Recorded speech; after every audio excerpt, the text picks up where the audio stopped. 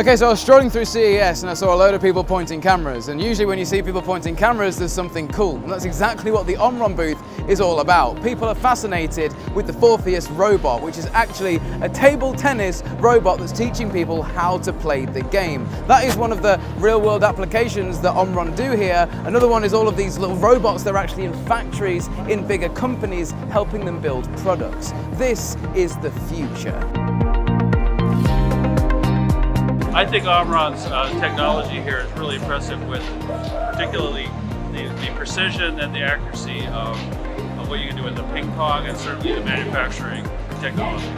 Yeah, the robot's pretty sweet. It started at beginner mode and it's playing pretty simple. And I got all the expert and started smashing every chance. So pretty sweet. Nice to be here. Really awesome innovations, awesome brands. The whole experience is new and it's incredible for me. It inspires me and motivates me.